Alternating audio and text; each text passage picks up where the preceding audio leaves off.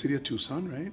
It's 2022, so it's I think it's our sixth year or seventh year in a row that we're going to play here at the. I think it's the Fox Theater, right? So it's always great. I think it's a sold out, show. So we're very happy. Also tomorrow in Scottsdale sold out. Palm Desert sold out too. I mean, it's been great. I mean, people have been responding to our music very, very much. Well, it started last year. I started missing some of the shows because of health issues, right? So I made little adjustments so the guys could be able to wing it without me. You know, they did a good job last year, and this year they even took it up a step. Took it up a notch. So I'm very happy. I feel very comfortable being with them or not being with them. So it's just a next step in my life. Where I get to applaud them. From the side of the stage, right? So once in a while, when I do feel good, I'll come to a show and say, okay, I'm going to play with you guys. So yeah, I do about 50% or 40% of the shows. Yes, the longevity is very important. I mean, in mariachi music, that's why vocally, I mean, to study with a good vocal coach, your the mechanics of the voice, so you won't burn yourself out too early. That's very important. Also to pace yourself, like in these guys my guys were doing Texas. I mean, it was like 5 shows in a row, right? And how come we have to get up so early? Well, it's 9 o'clock, we're 9 o'clock. But these guys after the show, they go and they have their little party and they don't get to sleep till 4 in the morning. So when you're young, you gotta pace yourself. You have to pace yourself because the show must go on. The show's not going to stop because you party till 4 in the morning, right? So it's very important, when you're young, that you have that professionalism, that dedication to your audience.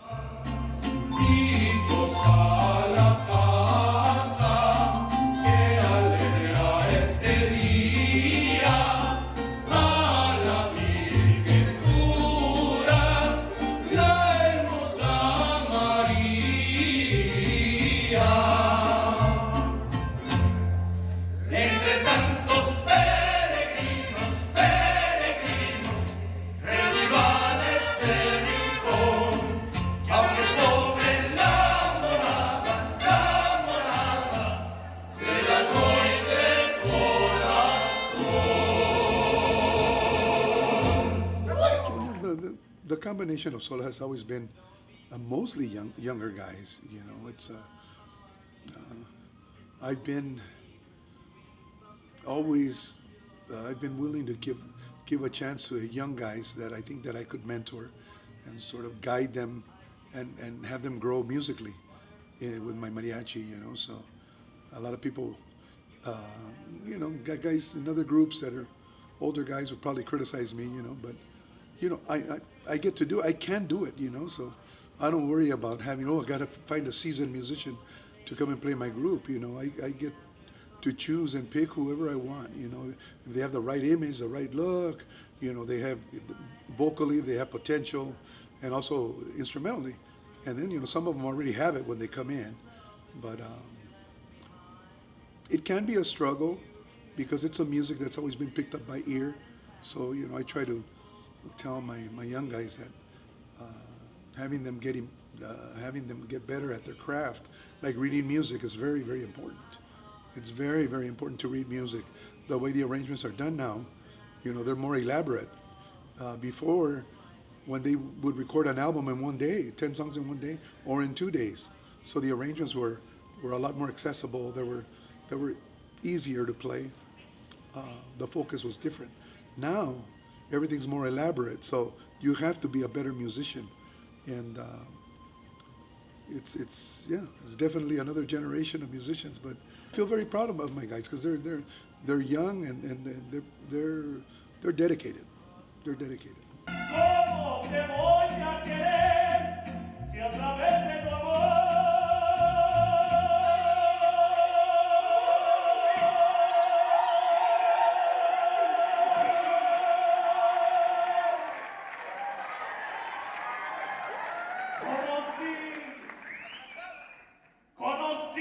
una mentira.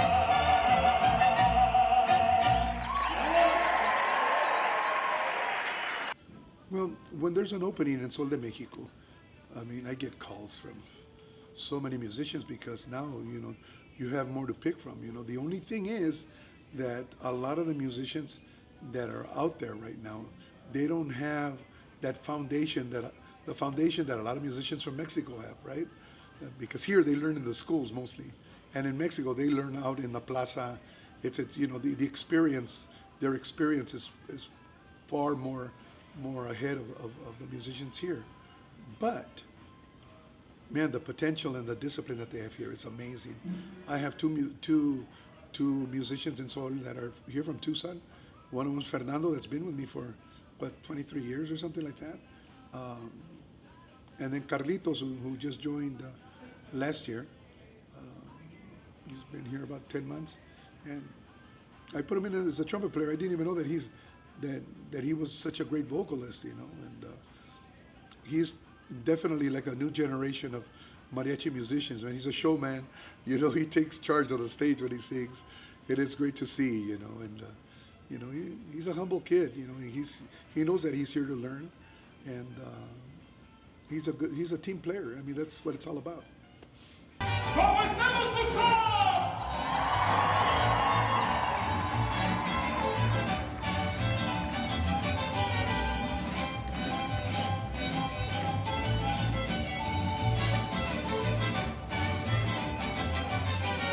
Ya me voy para los capires, pues su sabor me provoca. No me importa que me miren, no se le pegue en la boca. Yo soy de tierra caliente, del Merri-Achi, tierra fértil y soliente, los capires ahí se dan. 12 son muy sabrosos hasta que harán que suspires. 12 son muy sabrosos hasta que harán que suspires.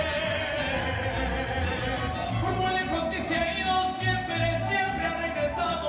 Los capires pegajosos y la moris que darán. Deseos muy poderosos de esta arena pa' chingar. 12 son muy sabrosos hasta que harán que suspires.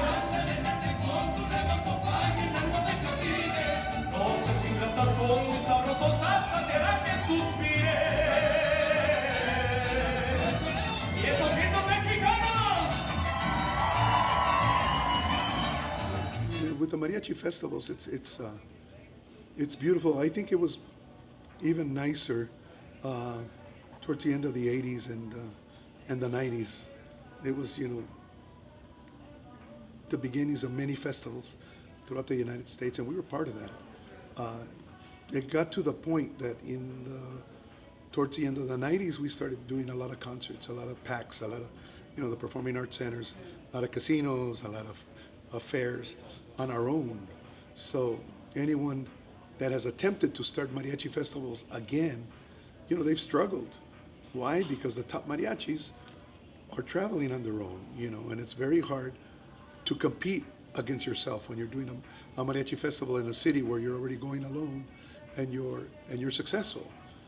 So I mean, in our case, we've opened up doors, for other mariachis to go, like to Alabama, to Atlanta, to North Carolina, to Wisconsin, all these places where some mariachis haven't been there in concert. And we're doing Portland, Oregon next week, and that's sold out already. We're doing Symphony Hall in San Francisco. That's close to being sold out. That's 3,300 people. So, we've been very fortunate, very blessed. But I think a lot has to do with the consistency of Sol de Mexico. I think musically we've had a consistency for these, it's 41 years now, right? So it's pretty fun to see almost like the full circle. I have 3 guys in my group too that were part of my foundation in 1991 when I started it. My first violinist was 4 years old when he started with me. Could you imagine that? I didn't even know when I hired him. I go, so where are you from? I'm from Long Beach. Oh, really? where did you start? Well, I used to play violin in your foundation. I was 4. I go, really? He was 4 years old when, you're going to remember this, Barbara, when I had Lucha, when I had Miguel Aceves, and when I had Lola. That show, when Reyna did their debut, he was 4 years old in that show. Adrian, my first violinist. It's crazy, you know. And then Baca, the other kid, he was what, 8 or 9. Gustavo also was 8 or 9 years old, and here they are. I mean, they're well-seasoned musicians, traveling all over the place, you know. So it's pretty nice to see, and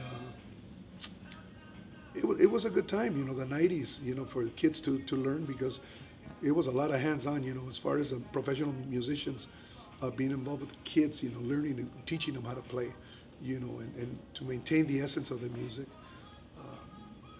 Right now it seems it's a little harder because the top groups are traveling on their own and being successful.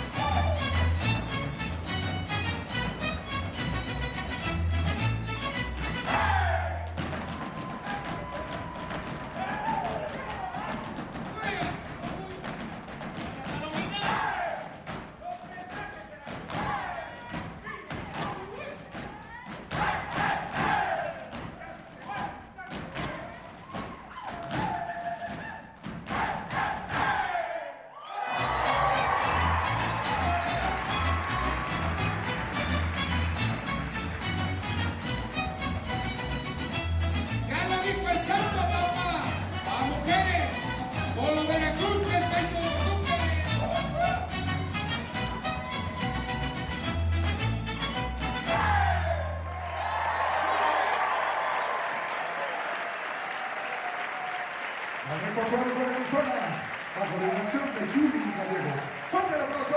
¡Sí, señor!